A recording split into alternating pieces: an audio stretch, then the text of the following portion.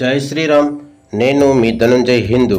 ఈ వీడియోలోని కంటెంట్ మీకు నచ్చినట్లయితే సబ్స్క్రైబ్ చేసుకోండి. కోట్లాది మంది హిందువుల ఆరాధ్య దైవం శ్రీరామచంద్రమూర్తి ఎలా చనిపోయారో మీకు తెలుసా? రాముడు ఈ లోకాన్ని ఎలా విడిచి వెళ్ళిపోయారో చాలామందికి తెలియదు. లక్ష్మణుడు ఎలా చనిపోయారు? ఈ విషయాలు వాల్మీకి రామాయణంలో రాయబడలేదు, కానీ పద్మపురాణంలో శ్రీరాముని యొక్క మరణం గురించి రాయబడడం జరిగింది. ఈ వీడియోలో తెలుసుకుందాం. శ్రీరాముడు రావణాసురుణ్ణి చంపిన తర్వాత అయోధ్య నగరాన్ని సుమారు 1000 సంవత్సరాల పాటు పాలించారు. త్రేతాయుగం ముగిసే సమయం వచ్చింది. శ్రీరాముడు రామావతారం చాలించవలసిన సమయం వచ్చింది. శివుడు, బ్రహ్మదేవుడు, యమధర్మరాజుతో శ్రీరాముడి దగ్గరికి వెళ్ళాల్సిన సమయం వచ్చిందని చెబుతారు. యమధర్మరాజు ఎంత ప్రయత్నించినా శ్రీరాముడి దగ్గరకు చేరలేకపోతున్నాడు. ఎందుకంటే సాక్షాత్తు మహాదేవుడి రూపమైన హనుమంతుడు ఎల్లప్పుడూ శ్రీరాముడు పక్కనే రక్షణగా ఉంటూ ఎవరిని దగ్గరికి రానివ్వకుండా కాపలా కాస్తున్నాడు. ఒకరోజు శ్రీరాముడు కలలోకి మహాశివుడు వచ్చి, నీ అవతారం చాలించే సమయం వచ్చింది రామా. యముడు నీ రాజ్యం బయట ఎదురు చూస్తున్నాడు, కానీ నీ ప్రాణానికి హనుమాన్ అడ్డుగా ఉన్నాడు అని అంటారు. అప్పుడు రాముడికి అంతా అర్థమై మరుసటి రోజు రాముడు సీతామాత ఇచ్చిన ఒక ఉంగరాన్ని తీసుకుని ఒక రంధ్రంలోకి వేసి హనుమానును పిలుస్తాడు. హనుమ సీతామాత ఇచ్చిన ఉంగరం పొరపాటున ఈ రంధ్రంలో పడిపోయింది, నా ఉంగరాన్ని కనిపెట్టి తీసుకొని రాగలవా అని శ్రీరాముడు అడుగుతాడు.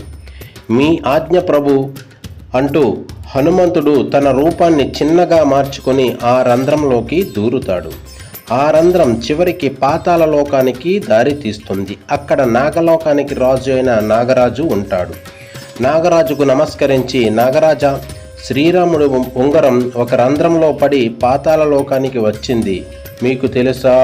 శ్రీరాముడు వారి ఉంగరమా? నాకు తెలుసు అని హనుమాన్ను వెంట తీసుకుని ఒక గుహ దగ్గరికి వెళతాడు. అక్కడ ఉంగరాలు ఉన్నాయి, తీసుకోమని చెబుతారు. అక్కడ అనేక బంగారపు ఉంగరాలు ఉన్నాయి. నాకు తెలుసు కదా, నా శ్రీరాముడు ఉంగరం అని వెతకడం మొదలు పెడతాడు. హనుమాన్ అయోధ్యలో లేడు అని తెలుసుకుని యముడు శ్రీరాముడు దగ్గరికి వెళ్ళి, రామ, మీతో ఏకాంతంగా చాలా ముఖ్యమైన విషయం మాట్లాడాలి.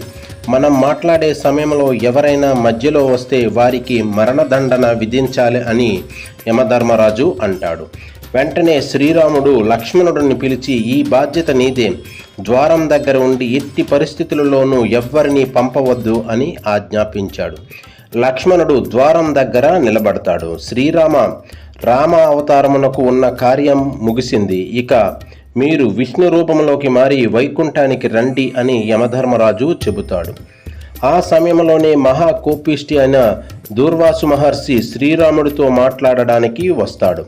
లక్ష్మణుడు, స్వామి, ఇక్కడ శ్రీరాములు వారు ఏకాంతంగా ఉండాలి అనుకుంటున్నారు. ఇప్పుడు మిమ్మల్ని లోపలికి పంపలేను అనగా దుర్వాసు మహర్షి కోపంతో, నేను ఎంతో దూరం నుండి శ్రీరాముడితో మాట్లాడాలని వస్తే లోపలికి పంపకుండా అడ్డుకుంటావా? నీవు నన్ను లోపలికి పంపకపోతే అయోధ్య నగరం మొత్తాన్ని కాల్చి బూడిది చేస్తాను అంటాడు. లక్ష్మణుడికి అర్థం కాక, ఇప్పుడు నేను లోపలికి వెళితే నాకు మరణదండన కలుగుతుంది, లేకుంటే దూర్వాసు మహర్షి మొత్తం అయోధ్యాన్ని కాల్చివేస్తాడు. అయోధ్య ప్రజలను కాపాడడం కోసం నా ప్రాణం పోయినా పర్వాలేదు అని లోపలికి వెళ్ళి దూర్వాసు మహర్షి వచ్చాడని శ్రీరాముడికి చెబుతారు. లక్ష్మణుడికి లోపలికి రావడం చూసి రాముడు, అయ్యో లక్ష్మణ, ఎంత పని చేశావు, ఇప్పుడు నేను నీకు మరణదండన విధించాలి. శ్రీరాముడికి ఏం చేయాలో తెలియక గురువు అయిన వశిష్ఠ మహర్షిని అడుగుతాడు. రామ, నీవు లక్ష్మణుడిని చంపనక్కరలేదు, లక్ష్మణుడిని రాజ్య బహిష్కరణ చేయు చాలు, అది మరణంతో సమానము అంటాడు. ముని ఈ మాట లక్ష్మణుడు విని, రామ, నీకు దూరంగా బ్రతకడం కంటే నేను చనిపోవడం మేలు అన్నా అని సరయూ నదిలో జలసమాధి అయిపోతాడు. లక్ష్మణుడు ఆదిశేషుడిగా మారి వైకుంఠానికి చేరుకుంటాడు. ఇది చూసి లక్ష్మణుని భార్య ఊర్మిళాదేవి కూడా జలసమాధి అయిపోతుంది. ఈ 2 మరణాలు విన్న శ్రీరాముడు బాధతో, నేను కూడా జలసమాధి అయిపోతాను అని సరయూ నది తీరం వద్ద నిలబడతాడు. ఉంగరాలు వెతుకుతున్న హనుమంతుడు చివరికి చేతికి దొరికిన ఒక ఉంగరాన్ని తీసుకుని అయోధ్యకు చేరుకుంటాడు. శ్రీరాముడు ఎక్కడా కనబడలేదు. చివరికి సరయూ నదిలో జలసమాధి అవుతున్న శ్రీరాముడును చూసి రామ రామ అంటూ పిలుస్తాడు. విష్ణు రూపంలోకి శ్రీరాముడు మారి హనుమాన్, ఇదంతా జరగాల్సిందే, జరిగిన దానిని మార్చలేము అని శ్రీరాముడు అంటారు. శ్రీరాముడు మహావిష్ణువు రూపం, లక్ష్మణుడు ఆదిశేషుడు రూపం. ఈ విధంగా శ్రీరామావతారం సమాప్తి అవుతుంది. ఈ వీడియో మీకు నచ్చినట్లయితే లైక్ చేయండి, కామెంట్ చేయండి. జై హింద్, భారత్ మాతాకి జై.